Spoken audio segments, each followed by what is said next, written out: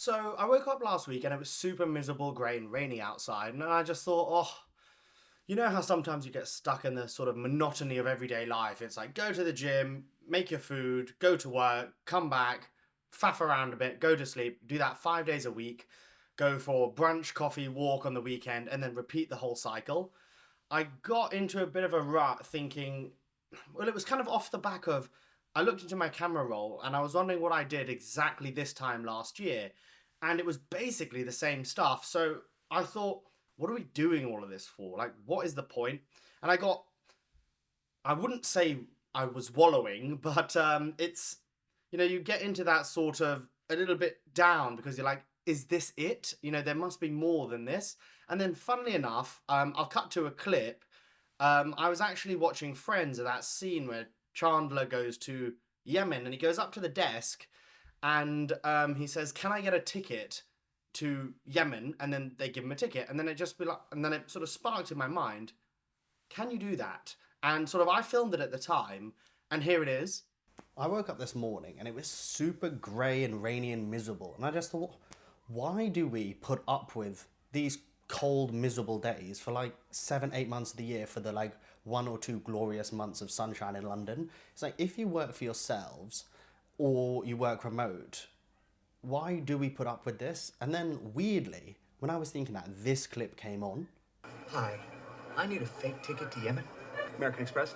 And then I thought, is that even possible? And if so, why don't more people do it? And then my sort of ADHD midlife crisis brain goes, well, you're not doing anything today, why don't you go and find out? So why don't I go and find out? So then that got me thinking, could I just rock up? So, as you can see here, I actually did just go and rock up. And turns out, as you can see from this next clip, you can't just rock up and buy a ticket. It's no longer, the sort of old school method where you can put your card down. Could I buy a ticket from you? No. Okay, fair. I have to book it over there on my phone. That's right. And then do it. So you can just book on your phone, but you can't do it old school, come to the desk. Yes, we don't do that. You don't do that, okay, fair. But you can buy it online when you get there. So then I thought, where do I actually know people? And I actually know a few people that moved to Dubai. And for business owners and self-employed, it seems to be the place to go. But when you look at the kind of people that go on holiday there, it seems a bit of an ick as well, if I'm honest, and not somewhere I would actually normally go or ever sort of want to go, really. But I then got thinking, like, the UK now, we're struggling a lot in terms of the weather, we're struggling in politics. You wear a watch, you get stabbed. You're paying, the highest tax bracket is like 45%. And when you think about it, what value are we actually getting? And then you look at somewhere like Dubai where there's no tax, and it seems like you're getting a lot more value. It's safe, it's very clean, it's very good for entrepreneurship, good for business. It seems a good quality of life. So what value are we actually getting from being in England? It's really, really nice in the summer. Nobody can question that. It actually has quite an endearing culture. Again, I quite like that. And it's where my family is. And our brick and mortar business is actually based in London too. But I also have consultancy and, an online business, which is the bulk of what I do. So I thought, as somebody who's sort of young, single and no children, realistically, you're not going to get the opportunity to go out and do these things for much longer, hopefully. So my sort of preconceived ideas of Dubai were kind of like recruiters and estate agents from Essex that go out there, love to have a boozy brunch, and, once a month go on a little yacht and do drinks and stuff. That's not my vibe at all. So I really wanted to go and find out what it's like to sort of live there. Don't go on a sort of holiday vibe, but go with the view of, could I actually work there? The first thing that really struck me as super, super different to London is everybody's really willing to sort of connect, but actually it's connection on a more sort of superficial level, because actually it's such a transient place. People are coming and going. They're using Dubai as sort of a travel hub. People come for a year or two, or they just come for the winter because the summer is unbelievably hot. And actually you don't get the opportunity to form those sort of deep, meaningful connections. But on a superficial level, you can meet a lot of people. And I ended up meeting a lot of people. it was kind of like, we've got something in common, so let's be friends. Similarly to when you join a school at sort of year 12 or the year before GCSEs, you're kind of the new kid and everybody else knows each other. And then there's another new kid and you become friends because you're both the new kids. That's what it kind of feels like in Dubai. It's like, well, normally I wouldn't normally hang out with you, but actually we've got something in common, so let's be friends. It kind of comes across like that. And actually, I found that that's a positive because in the UK, from my experience, and I'm not saying that's, the general rule or anything like that, I find that people aren't always willing to help each other in their sort of business endeavors. They say they are, they say they're supportive, but when push comes to shove, do they even write a review? Do they even come and visit? Or do they ask for discounts? Like, it's very different in Dubai. It's like everybody actually wants to help each other. Again, just my experience. I might be completely wrong. I was only there for a week. And I think on an access level, it is on another planet. I think in the space of 3 days, I met a YouTuber with 1 million subscribers. The day before that, I met a fitness athlete with 1 million followers. And the day before that, I met another fitness athlete with 333,000 followers. But realistically, would you get access to talk to these kind of people in London? And especially sort of more than just a hi, hello, how are you kind of thing. Spending two and a half hours with these people, you don't really get that kind of access in the UK. And I think it's because it's actually their day job, and that's what they're there for. They're there to network, create content, bounce ideas off each other, and I'm in that sort of content creation space. So actually, when we have those chats, we're all kind of speaking the same language. We all have the same interests. When you meet in the gym, you've kind of got the same passion. Where do you get food? What do you like doing? Do you want to hang out? What do you think of this? What content are you making? Oh, I know this person who also, does safari tours. You should do that. So again, it's sort of friendship, networks, connections based on sort of commonalities, which I quite like. And not something you get in Anytime Fitness, or you get from Third Space, or you get from WeWork. I didn't get, I've been at all of those things for a long period of time, and I've never really got those kind of connections. The main reason why I wanted to go is because I really wanted to get into this sort of content making. Now, everybody knows the opportunity in the 90s was property. The opportunities in the 2000s was tech stocks. In the 2010s, it was probably e-commerce, crypto, and socials.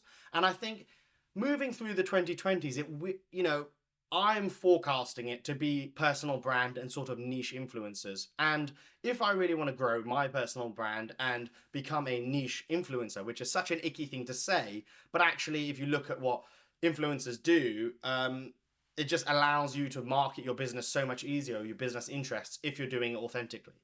So why am I not doing more of that in the UK? And I was speaking to Nisha, this YouTuber, and we were trying to get down to it. We went back and forth for ages, and she was like, well, I think you could make good content. You seem to know what you're talking about. Why aren't you making more? And I couldn't really answer the question. And I think we both came up with the idea that being in the UK isn't conducive to making content because your friends will see it. And that it's very weird to be doing that. It's not normal. So again, what's not normal, people tend not to like that sort of pack mentality, which makes it sound way more aggressive than it actually is.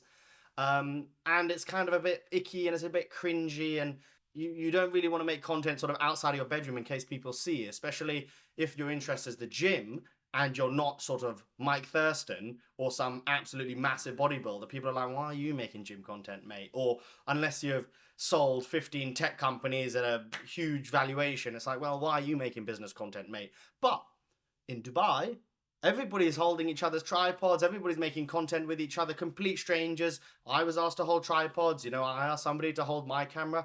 And it's not even content that's going to be good for business. It's just something that I enjoy doing. I enjoy learning how camera angles and filters and LUTs and filming in RAW and, tripods and angles and all these kind of things. That is really enjoyable for me. Learning how to edit. That's fun for me.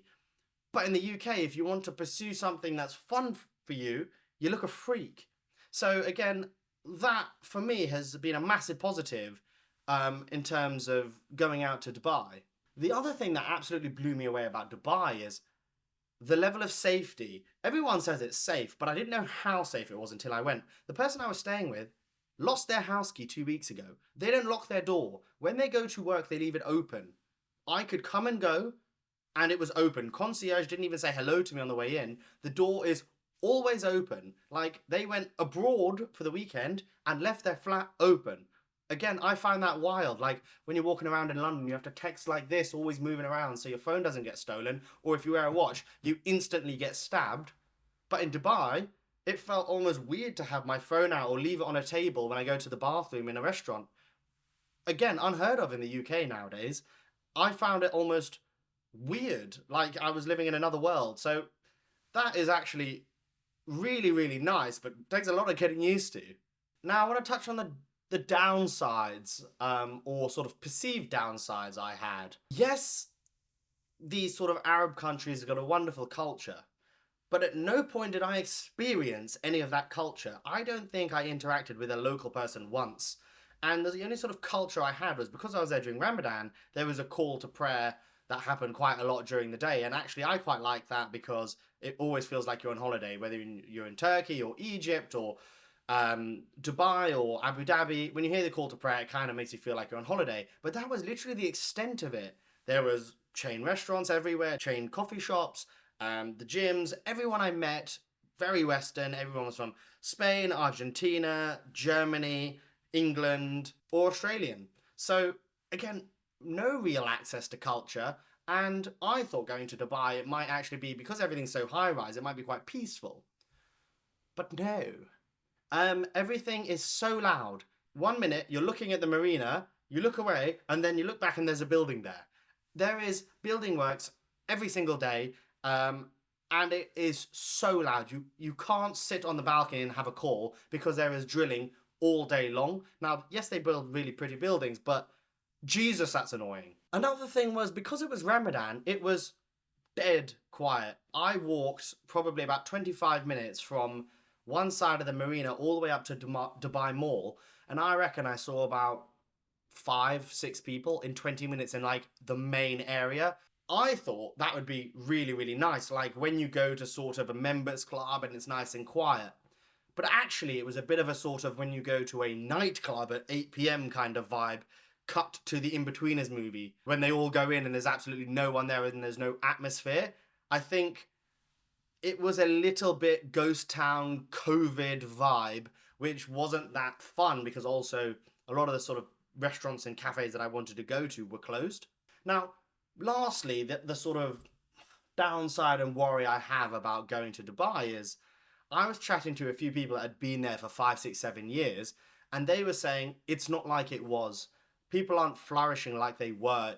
And I tried to dig in deeper. Is that a Dubai thing? Or is that a sort of macroeconomic climate? Is that everywhere in the world? And again, I got mixed responses. I was speaking to some lady, she owned an IT infrastructure company that worked with oil and gas companies, and she said that her margins are being squeezed by the increase in labor. A lot of Ukrainians and Russians are coming over, and because of the higher price of living, they're sort of requiring like a higher salary, and that squeezes her margins, and then the coal and gas companies are struggling to pay her, which absolutely screws her cash flow.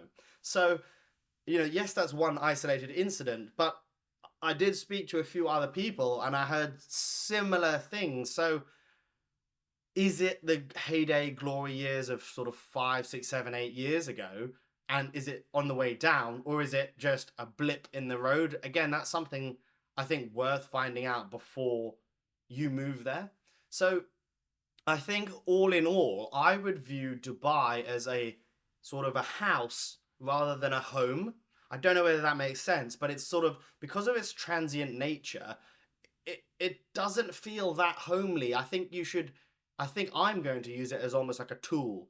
Dip in and out, grow, network, do the cringy things that I wouldn't want to do anywhere else in terms of like content making, because it seems very encouraged there. But I'm not sure I could live there, that's for sure. I think it's a 3-month job. That's the kind of information I wanted to know 1 week ago. And if you are considering moving over there, I hope some of the things that I experienced were useful. Now, bear in mind, that was during the start of Ramadan. So actually, it might be not fully representative of what it's like to live there. But I think I got a good vibe of it.